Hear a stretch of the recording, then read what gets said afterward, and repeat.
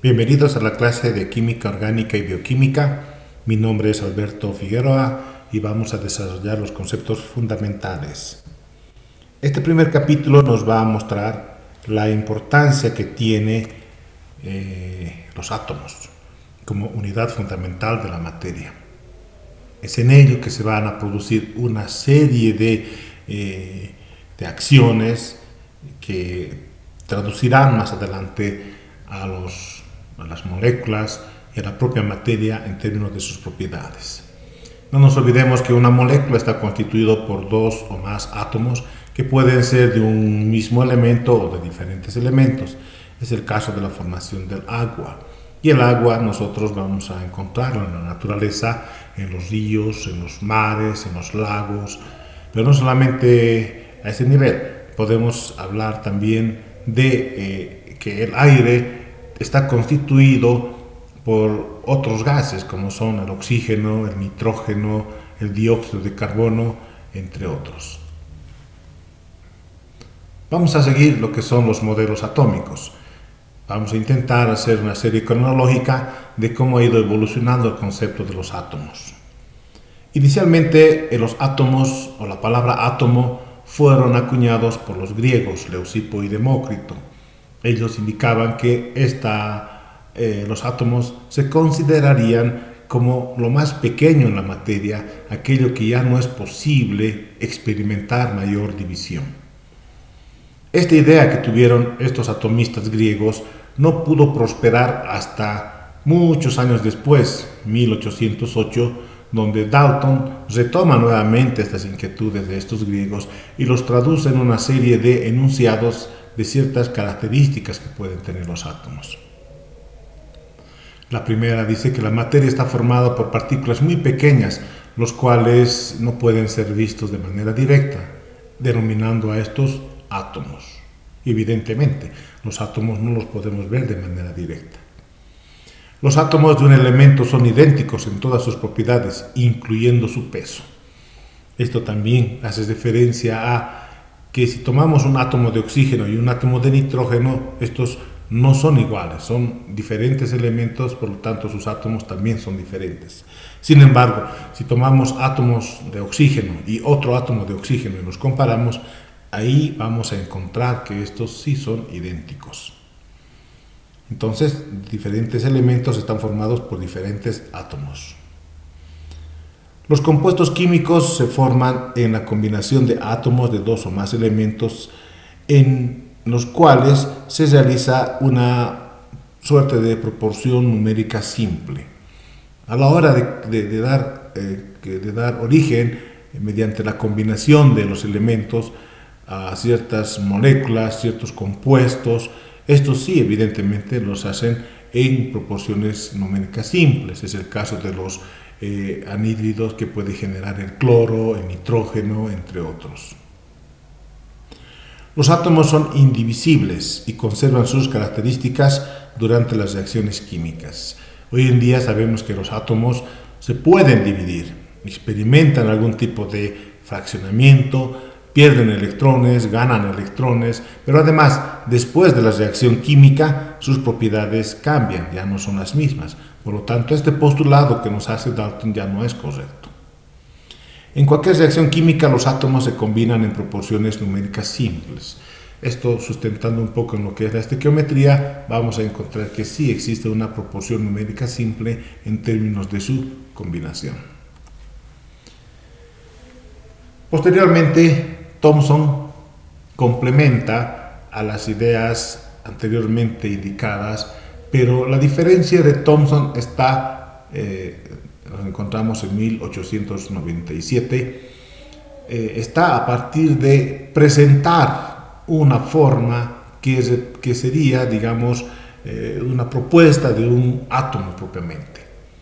Indica que el átomo tiene una forma esférica, cargado positiva y negativamente, los cuales se encuentran en equilibrio, mostrando un átomo neutro.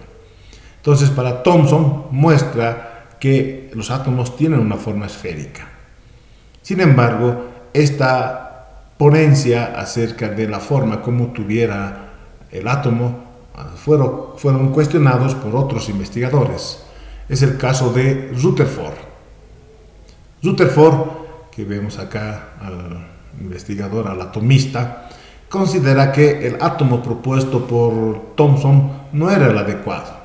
Sin embargo, para ello tuvo que realizar una suerte de un experimento, como vemos por acá, donde en una caja de emisión de partículas alfa disparaba hacia láminas de oro y lo que observaba era una suerte de centelleo producto del choque de las partículas alfa en las láminas. A partir del mismo considera que los átomos propuestos por Thomson no son correctos porque debería de alguna manera desviarse estos haces de luces, no en la forma como él los representaba en su experimento. Sin embargo, esto dio lugar a una nueva propuesta. Aquí tenemos la propuesta en la cual el átomo de Rutherford presenta una forma de un sistema planetario, ¿no? Como si este fuera el Sol y como que los electrones que tenemos acá estarían girando alrededor del Sol, similar a cómo lo hacen los planetas. El modelo atómico de Rutherford se sustenta entonces en un modelo similar al sistema planetario. Lo único que rescata de la anterior teoría es que evidentemente el átomo es neutro. Niels Bohr es un científico más inclinado hacia las matemáticas y refuerza la idea de Rutherford acerca de las características del átomo desde el punto de vista más matemático. El modelo que propone Niels Bohr es exclusivamente para el átomo del hidrógeno y a partir de sus deducciones matemáticas llega a enunciar 4 postulados. El primer postulado lo denomina estabilidad del electrón. Quiere decir que los electrones que se encuentran girando alrededor de los orbitales se encuentran prácticamente con una energía constante, producto del equilibrio entre las fuerzas de repulsión y las fuerzas de atracción que experimentan estos electrones. El segundo postulado de Niels Bohr indica que los orbitales o niveles energéticos en un átomo pueden darse siempre y cuando el momento angular L sea un múltiplo entero de la constante de Planck. Bajo esas condiciones pueden irse desarrollando otros niveles energéticos. El tercer postulado de Niels Bohr hace referencia a que cuando un electrón se encuentra en movimiento en una misma órbita, este electrón permanece con una energía constante. Quiere decir que este electrón no es capaz de ganar o perder energía. Lo hace manteniendo su energía constante. El cuarto postulado indica que cuando un electrón experimentaría, en algún caso, saltos electrónicos de niveles energéticos menores a mayores o de mayores a menores, entonces se podría producir una emisión o absorción de energía. Es decir, se podría producir una variación de energía. Son los postulados que refuerzan de alguna manera la teoría de Rutherford, pero ya desde un punto de vista matemático por Niels Bohr. Posteriormente, Heisenberg, que también estaba interesado en el estudio de los átomos, toma las ideas tanto de Rutherford como de Niels Bohr y él intenta tener una suerte de imágenes de este tipo. Es decir, cuando saca una fotografía a un átomo, tener el núcleo en la parte central claramente visible y los correspondientes electrones que se los pueda identificar. Sin embargo, esta idea que él tenía no se traduce en los experimentos en los cuales obtenía imágenes de los átomos. Prácticamente encontraba una parte central, una mancha y un halo más o menos circulando alrededor de esa parte central.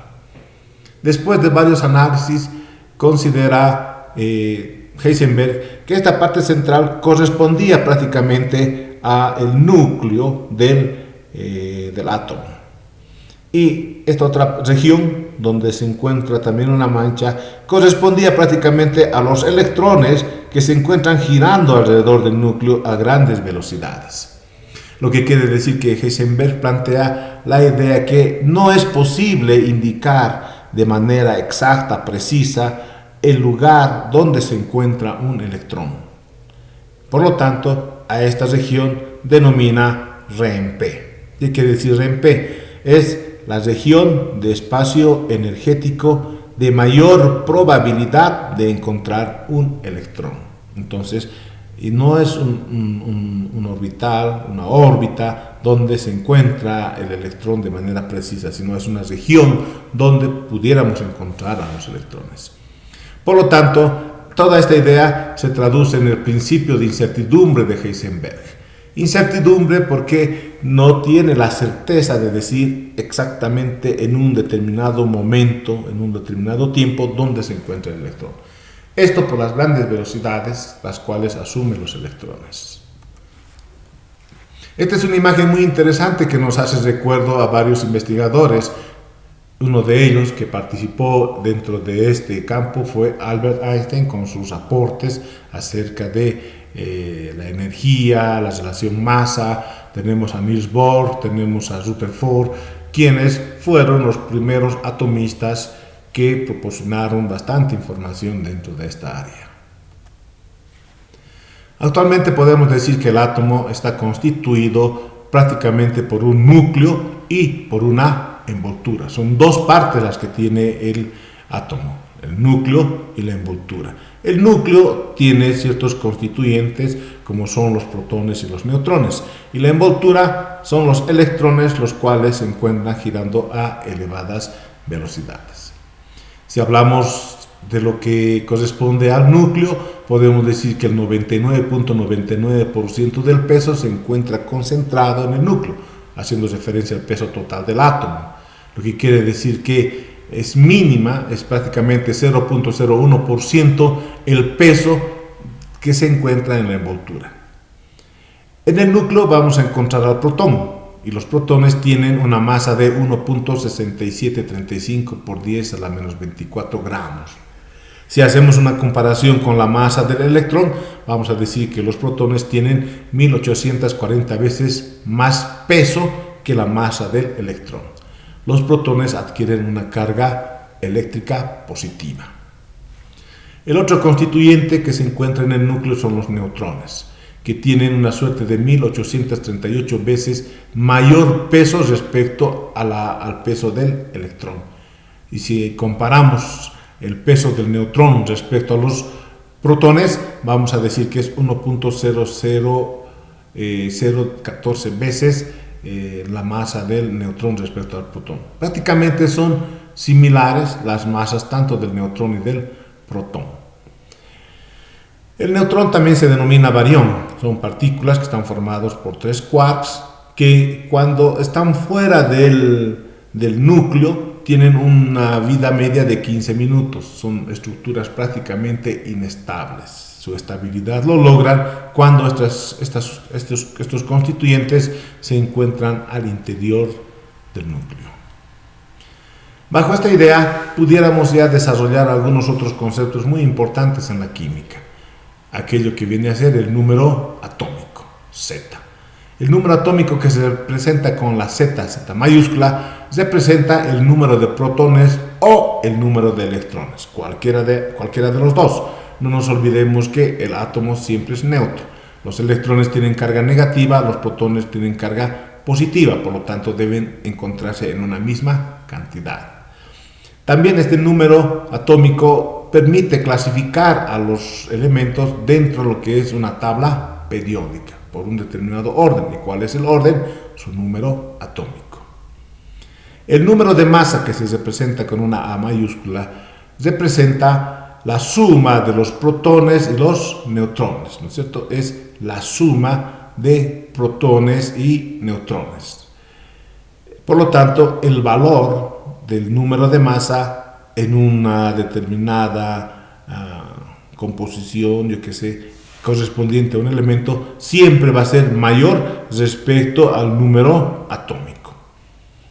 Entonces puede ser un elemento X que nos den un número atómico y un número de masa. El número atómico va a tener un valor menor y el número de masa siempre va a tener un valor mayor.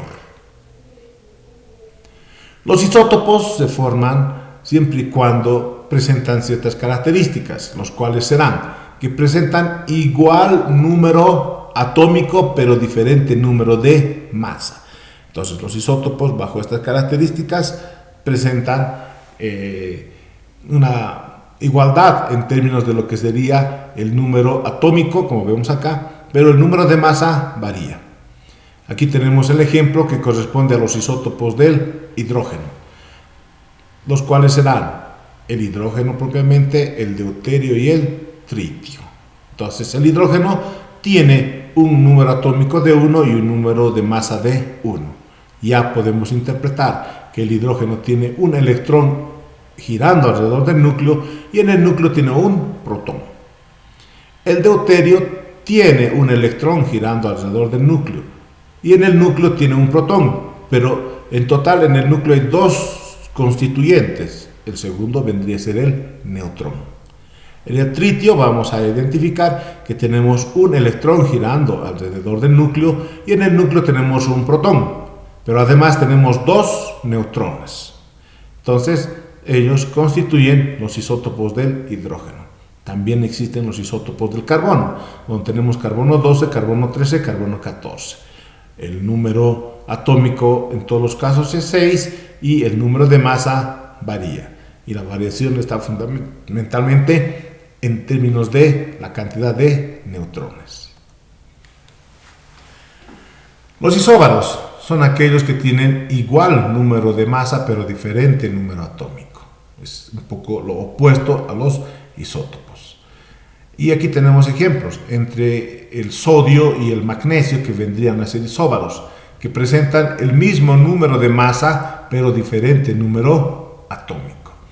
También podemos encontrar como isóbaros al platino, al oro y al mercurio, que presentan esas mismas características, es decir, tenemos igual número de masa pero diferente número atómico. Los isótonos son elementos cuyos átomos tienen igual número de neutrones. Vemos el caso del aluminio y el magnesio. Veamos al aluminio. Cuando nos dicen número atómico 13, quiere decir que el aluminio tiene 13 electrones girando alrededor del núcleo y en el núcleo 13 protones. Pero en el núcleo, el número de masa, dice que existen 24 componentes. Lo que quiere decir que de los 24 componentes, si 13 son protones, la diferencia, que vendría a ser 11, corresponden a los neutrones.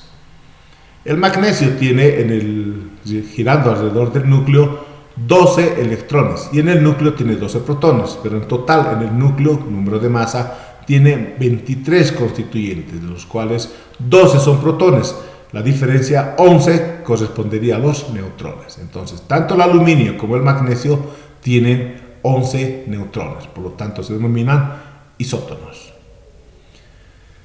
Los isómeros son átomos de un mismo elemento que presentan obviamente las mismas características a nivel del número atómico y el número de masa.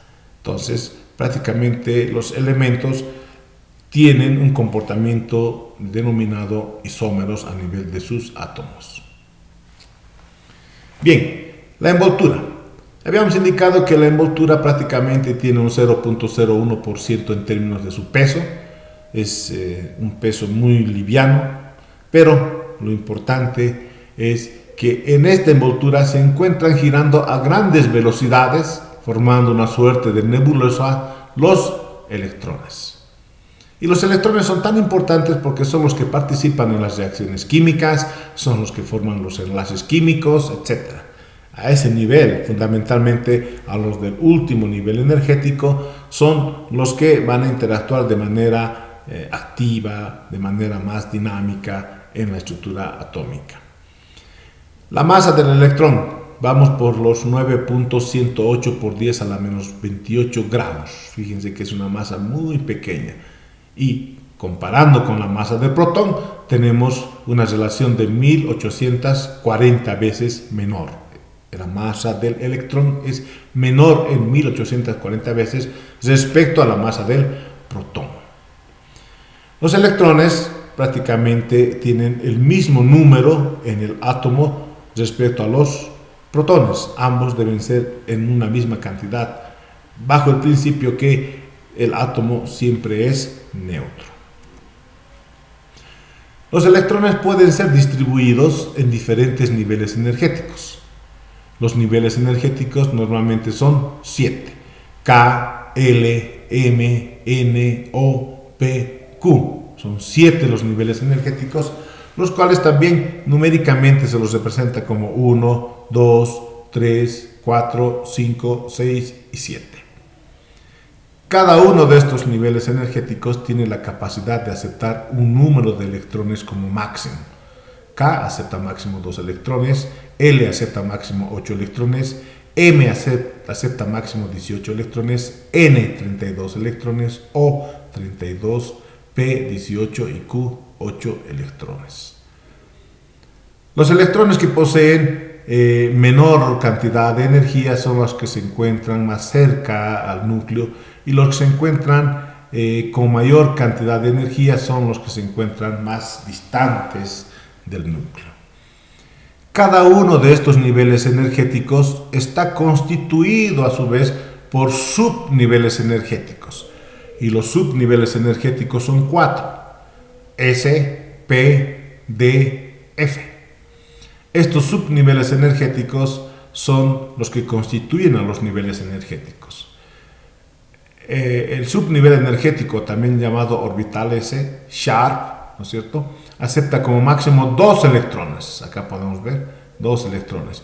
Y la forma para representarlo a S es prácticamente una forma circular. El subnivel energético P o orbitales P acepta como máximo 6 electrones y se puede presentar como PX, PY y PZ. En cada caso siempre tenemos un par de electrones que se encuentran. Por lo tanto, los orbitales P en total aceptan 6 electrones. Los orbitales D o subniveles energéticos D son 5. Ya es más complicado su descripción incluso. Sin embargo, podemos decir que en cada uno de esos vamos a encontrar un par de electrones, de manera tal que en total tenemos en los orbitales D 10 electrones. Y los orbitales F aún es mucho más complejo, como vemos acá en su explicación, en su descripción. Sin embargo, decir que encontramos máximo 14 electrones en estos orbitales. Ahora, los electrones pueden ser distribuidos de acuerdo a este procedimiento denominado la regla de la diagonal. Este es un procedimiento que, si nosotros seguimos en forma diagonal, vamos a permitir distribuir a todos los electrones que tenga un determinado átomo perteneciente a un elemento. Su descripción es muy sencilla. Acá tenemos 1, 2, 3, 4, 5, 6, 7 que corresponden a los 7 niveles energéticos. Y todos los niveles energéticos están constituidos por el subnivel energético S, que en cada caso acepta máximo 2 electrones. Los orbitales P están a partir del segundo nivel energético y aceptan como máximo 6 electrones. Los orbitales D se encuentran a partir del tercer nivel energético y aceptan como máximo 10 electrones. Y los orbitales F se encuentran a partir del cuarto nivel energético y aceptan como máximo 14 electrones. Entonces, cuando vamos a distribuir los electrones, lo que hacemos es seguir prácticamente la diagonal. Inicialmente tenemos 1s2, luego tenemos 2s2, luego tenemos 2p6, luego tenemos 3s2 y luego continuamos con 3p6, luego con 4s2, luego con 3d10 4p6, 5s2 y así sucesivamente. Entonces es una forma práctica de realizar la distribución. A partir de esa distribución electrónica también vamos a encontrar algunas características de los átomos. Por ejemplo, aquello que se refieren a las especies isoelectrónicas. Las especies isoelectrónicas se caracterizan porque tienen igual distribución electrónica y que pueden ser átomos en su estado neutro o basal o iones. Aquí tenemos un ejemplo para graficar a esta idea de las especies isoelectrónicas: el ion sodio y el ion fluoruro. El sodio en su estado basal tiene 11 electrones. Sin embargo, esta carga positiva quiere decir que el sodio ha perdido un electrón. Entonces, el átomo residual se ha cargado positivamente. Por lo tanto, si tenía 11 electrones, ha perdido un electrón, ahora el sodio solamente tiene 10 electrones, que realizando su configuración electrónica tendríamos 1s2, 2s2, 2p6.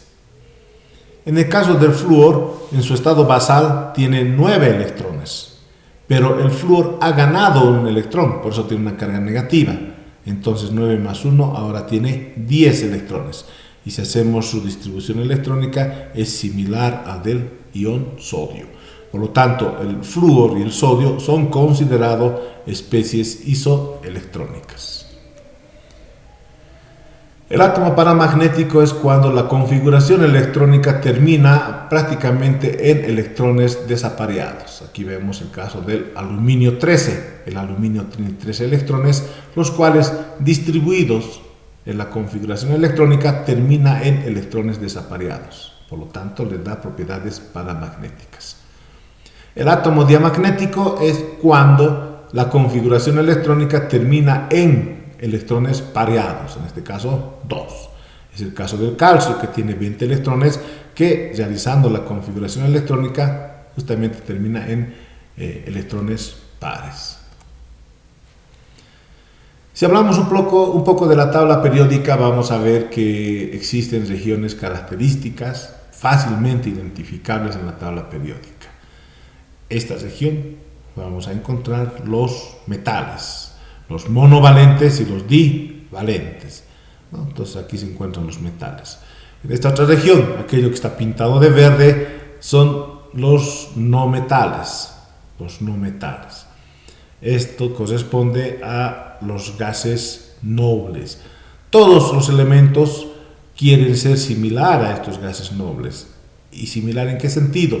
Presentan en su configuración electrónica en el último nivel energético 8 electrones, excepto el helio, que solamente tendrá 2 electrones. Posteriormente, en esta parte central tenemos a aquellos denominados metales de transición y en la parte central inferior los metales de transición interna. Aquí vamos a poder identificar unos números 1, 2, 3, 4, 5, 6, 7 que corresponden a los periodos que habíamos visto en la estructura atómica, ¿no? Y en la parte horizontal vamos a ver grupos, los grupos A y los grupos B. También indicarles que la tabla periódica, que está organizada en función del número atómico, cuando se realiza la configuración electrónica, todos los elementos, en este caso los metales, su configuración electrónica terminan en S, que se encuentra en esta región, en S. Los no metales, su configuración electrónica termina en P, ¿no? Todos los no metales. Los metales de transición, su configuración electrónica termina en D, y los de transición interna en F, que terminan en F. Son las principales características de la tabla periódica que debemos tener en cuenta a la hora de describir a los diferentes elementos. Por ejemplo, podemos indicar el caso del carbono 612. Queremos indicar sus propiedades. Cuando nos dicen carbono 612, ya podemos darnos cuenta que el número atómico es 6 y el número de masa es 12. ¿De cuál debemos hacer la configuración electrónica? Del número menor, número atómico. Entonces, realizando la configuración electrónica, tendríamos que el carbono tiene 1s2, 2s2, 2p sub 2. A partir de esto, pudiéramos indicar propiedades que presenta el carbono. Por ejemplo, en el núcleo tendrá 6 protones y alrededor del núcleo tendremos 6 electrones. Pero también en el núcleo tenemos 6 neutrones, porque no nos olvidemos que el número de masa es 12. Además, podemos decir que es un no metal. ¿Cómo nos damos cuenta que es un no metal? Porque su configuración electrónica termina en P. Es un átomo diamagnético, porque su configuración electrónica termina en un par de electrones. Corresponde al grupo 4. El grupo 4 está dado justamente por la suma de los electrones del último nivel energético. 2 más 2, 4. Pero puede ser 4A o puede ser 4B. Aquellos que corresponden al grupo A son justamente los metales y no metales. Entonces, en este caso, terminando la configuración electrónica en P, indicando que es un no metal, corresponde al grupo A.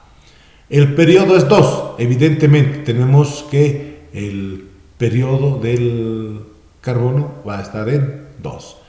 Y su estado de oxidación es más 4 menos 4.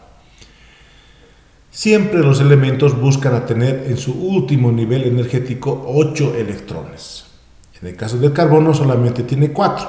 Entonces, es posible que el carbono pueda ganar otros 4 electrones, de manera tal que en total ya tendría 8 electrones. El momento en el cual gane otros 4 electrones, el átomo de carbono se va a cargar negativo 4. Pero también es posible que el carbono pierda estos 4 electrones. Al perder estos 4 electrones, su estado de oxidación ahora va a ser positivo 4, sin olvidarnos que cada electrón tiene una carga negativa. Entonces, como ven ustedes, a partir de la configuración electrónica podemos conocer muchas características de los elementos.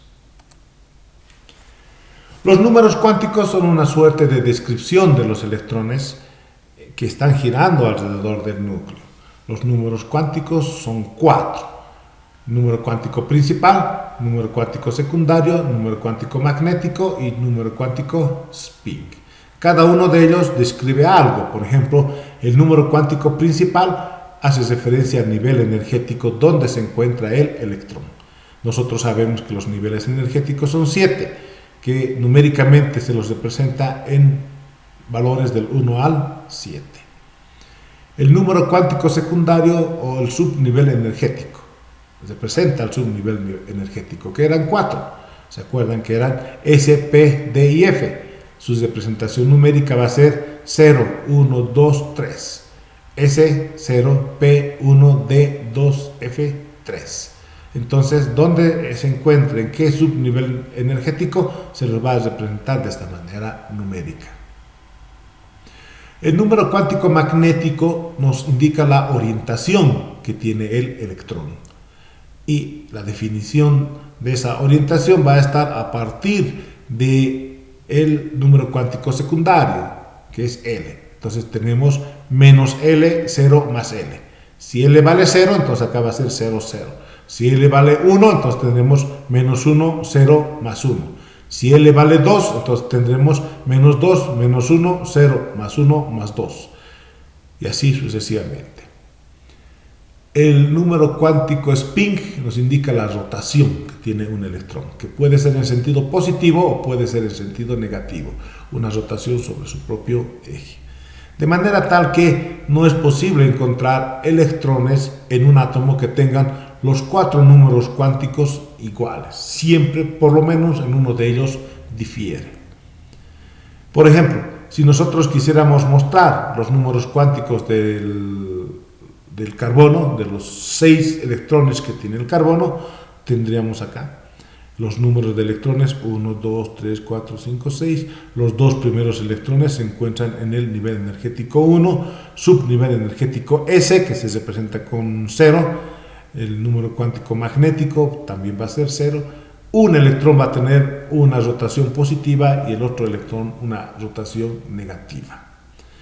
Los otros segundos electrones, el 3 y el 4, se encuentran en el segundo nivel energético, tienen una forma de orbital S, por eso son 0, 0, número cuántico magnético también 0, un electrón tendrá una rotación positiva y el otro negativa. Los electrones números 5 y 6 se encuentran en el segundo nivel energético, en el subnivel energético P, la orientación va a ser -1, más 1 y tendrán obviamente valores positivos. Cuando hablamos de los enlaces, hacemos referencia a que los electrones del último nivel energético pueden ser susceptibles a ser ganados, perdidos o compartidos. Los enlaces pueden ser del tipo iónico. En los enlaces iónicos lo que ocurre es prácticamente una transferencia, o si ustedes quieren, una ganancia o una pérdida de electrones con el objetivo de poder llegar a una estructura de un gas noble. Entonces vemos el caso del cloruro de sodio, del fluoruro de litio, donde se va a experimentar justamente esta transferencia de electrones. Aquí tenemos al litio. El litio tiene 3 electrones, de los cuales un electrón va a acceder al flúor. El flúor en su estado basal tiene 7 electrones. Ganando un electrón va a llegar a 8 electrones. Pero está ganando un electrón el flúor y está perdiendo un electrón el litio para formar el fluoruro de litio. Entonces es un enlace iónico. Uno gana un electrón y otro pierde un electrón. De esa manera se consolida una molécula. Algo similar ocurre en lo que es el cloruro de sodio. El enlace covalente ya tiene otra definición un poco, es diferente al iónico. ¿Cuál es? El de compartir. Los enlaces covalentes comparten electrones. ¿Qué quiere decir esto? Que los elementos no están cediendo los electrones, sino están compartiendo los electrones. El caso del hidrógeno molecular. Tenemos un átomo de hidrógeno y otro átomo de hidrógeno. Cada uno tiene su electrón correspondiente, pero cuando forman el hidrógeno molecular, vemos que ambos comparten sus electrones. Compartir quiere decir que este átomo de hidrógeno considera que estos dos electrones son parte de su estructura, y este otro átomo de hidrógeno también considera que este par de electrones es parte de su estructura. Entonces, ambos están compartiendo este par de electrones. A eso se refiere el enlace covalente, que normalmente se los representa con un guión. Entonces, cuando vemos un guión, quiere decir que existen un par de electrones que se está compartiendo. En el caso del metano ocurre algo similar. El metano tiene 4 hidrógenos y un carbono. En este caso vamos a ver que los electrones del hidrógeno, que están pintados de rojo, están siendo compartidos con el carbono, que tiene 4 electrones, que están pintados de azul. Entonces podemos decir que el carbono puede asumir que tiene 8 electrones, llegando a una estructura similar a un gas noble, a un octeto. Pero también cada uno de los hidrógenos puede asumir que tiene un par de electrones, llegando a una estructura similar al del helio, ¿no? Entonces están compartiendo en todos los casos los electrones. El enlace covalente no polar. El enlace covalente no polar se caracteriza porque este par de electrones que comparten los dos diferentes átomos de los elementos se encuentran a una distancia igual, es decir, son equidistantes. Por lo tanto, no le dan a la molécula ninguna polaridad, no le dan ni un valor positivo o negativo por la atracción o estar más cerca a un lado respecto a otro el enlace covalente. Entonces, a eso denominamos enlace no polar. El enlace polar es al revés. El enlace polar es cuando los enlaces se encuentran más cerca a un lado respecto a otro. Es el caso del agua. En el agua, por ejemplo, los enlaces están más cerca al oxígeno que al hidrógeno, lo que permite darles dentro de la molécula del agua un polo prácticamente negativo o una carga negativa a una determinada área, y la otra área adquiere una carga positiva. Lo mismo ocurre con el cloruro de metilo. El cloruro de metilo también presenta enlace covalente polar. Los enlaces covalentes pueden ser múltiples, que quiere decir que podemos encontrar dos enlaces covalentes, como es en la función de los alquenos. Podemos encontrar tres enlaces covalentes, como pudiera ser en el caso de los alquinos, ¿no es cierto?, como el caso de los alquinos, como también en el caso del nitrógeno. El nitrógeno gaseoso presenta tres enlaces covalentes. Entonces son enlaces múltiples, covalentes múltiples, no solamente es uno, sino puede ser dos o pueden ser tres enlaces entre dos átomos diferentes. Esto también hace referencia a ese mismo aspecto, donde tenemos los enlaces iónicos, repito, que es cuando alguien gana un electrón y otro pierde un electrón, o los tipos de enlaces covalentes que comparten los electrones, que pueden ser enlaces covalentes simples, como los alcanos, doble, como en el caso de los alquenos, triple, como en el caso de los alquinos. También pueden ser polar y no polar, dependiendo si se encuentran más cerca a uno u otro elemento. La carga formal se obtiene a partir de la siguiente relación matemática, una fórmula muy sencilla. Carga formal es igual al número de grupo a la cual pertenece el elemento menos los electrones no compartidos más los electrones compartidos dividido entre 2. Aquí tenemos un ejemplo, una estructura química, y quiero saber la carga formal del oxígeno. Entonces la carga formal del oxígeno va a ser igual a el número de grupo al cual pertenece el oxígeno. En la tabla periódica nos dice que es el grupo 6, menos número de electrones no compartidos. Entonces aquí vamos a encontrar que el oxígeno tiene 1, 2, 3, 4 electrones que no está compartiendo, más número de electrones compartidos. Entonces aquí tenemos dos guiones, sabemos que cada guión corresponde a un par de electrones, entonces son los que se están compartiendo, por lo tanto serán 4 electrones, dividido entre 2, esto me da 0. Lo que quiere decir que el oxígeno en esta estructura química tiene una carga formal total a 0, es neutro. ¿Qué pasa con el carbono? Su carga formal va a ser igual a el grupo al cual pertenece el carbono, es el grupo 4, menos número de electrones no compartidos. Y vemos acá, todos los electrones el carbono está compartiendo, por lo tanto va a ser 0. Más número de electrones compartidos, que es 8. Vemos 4 guiones, cada guión prácticamente es un par de electrones que está compartiendo, dividido entre 2, esto nos da 0. El carbono en esta molécula tiene una carga formal 0. Pero ¿qué pasa con los oxígenos? Estos otros oxígenos que están pintados de rojo. Carga formal es igual al grupo al cual pertenecen, igual que el anterior, es de 6, menos número de electrones no compartidos, vamos a ver, 1, 2, 3, 4, 5, 6. 6 electrones no compartidos, más número de electrones compartidos, acá tenemos un guión, lo que quiere decir que hay un par de electrones que está compartiendo dividido entre 2, y toda esta operación me da menos 1.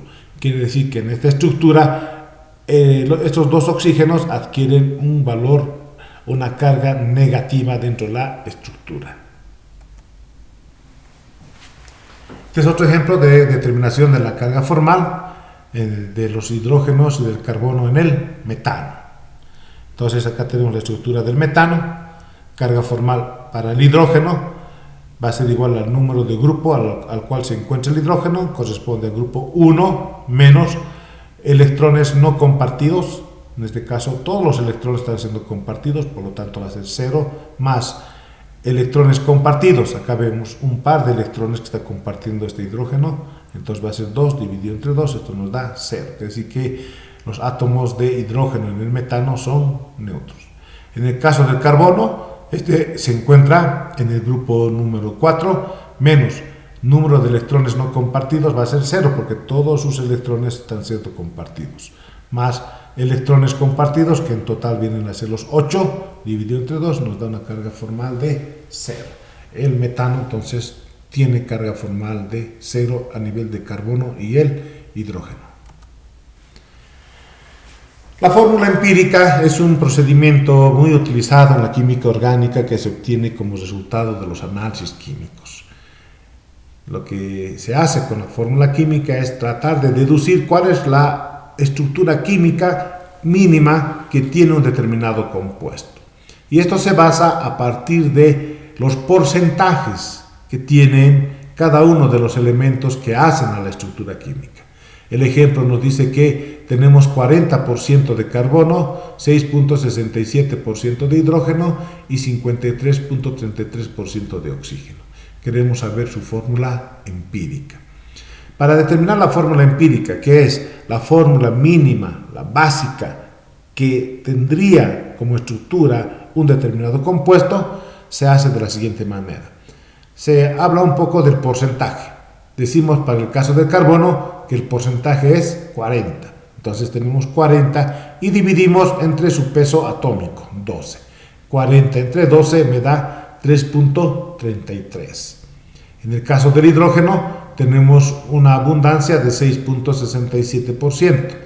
6.67 dividimos entre su peso atómico, que es 1, me da 6.67. En el caso del oxígeno, su abundancia es 53.33.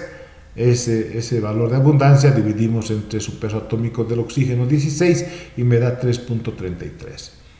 Una vez que hemos llegado a este nivel, vamos a dividir entre el valor menor, y en este caso coincide que es 3.33. Entonces, en el primer caso para el carbono, dividimos 3.33 entre 3.33, me da 1. Para el hidrógeno me da 6.67 entre 3.33, me da 1.98. Y para el caso del oxígeno me da 3.33 entre 3.33, me da 1. Lo que quiere decir entonces que nuestra fórmula sería carbono 1, hidrógeno 1.98, eso redondeando sería 2, y oxígeno 1, que lo representamos acá.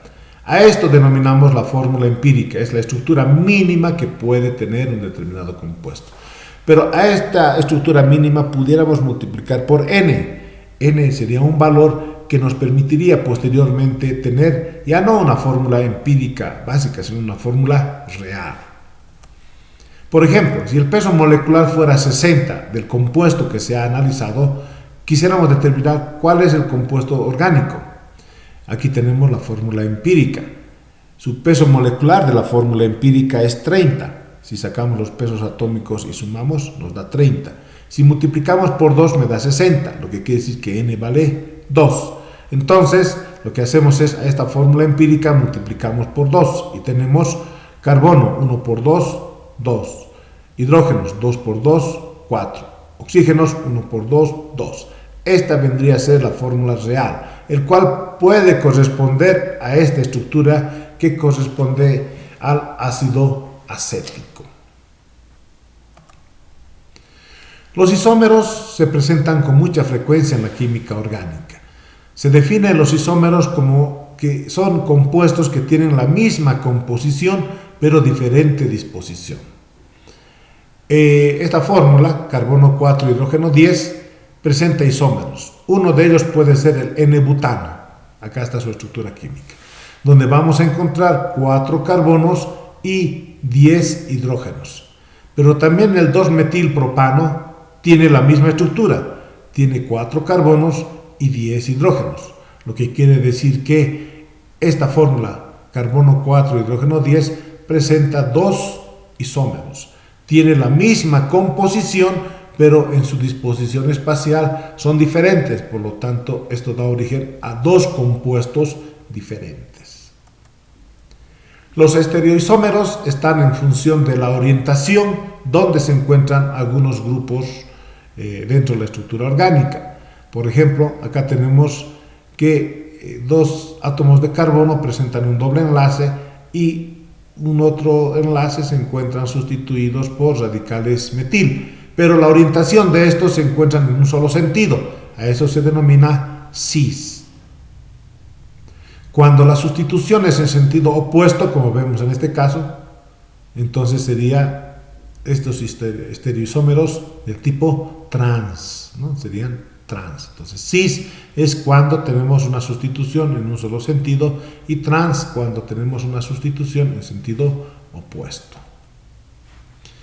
Las estructuras de Lewis normalmente se presentan en la química orgánica y está en función a representar para cada uno de los elementos los electrones del último nivel energético, los cuales nos permiten, a partir de esa representación, ver el hecho de llegar en cada uno de esos elementos a los octetos. Por ejemplo, acá el carbono va a tener 8 electrones, obviamente con enlaces covalentes, compartiendo. Y los átomos de cloros también tienen 8 electrones, cada uno de ellos, con enlaces covalentes. Entonces, la estructura de Lewis permite representar de una forma más práctica los electrones del último nivel energético, los cuales siempre tienden a llegar al octeto al consolidar la estructura química. Bien, ese es este primer capítulo y bueno, agradecerles por su atención.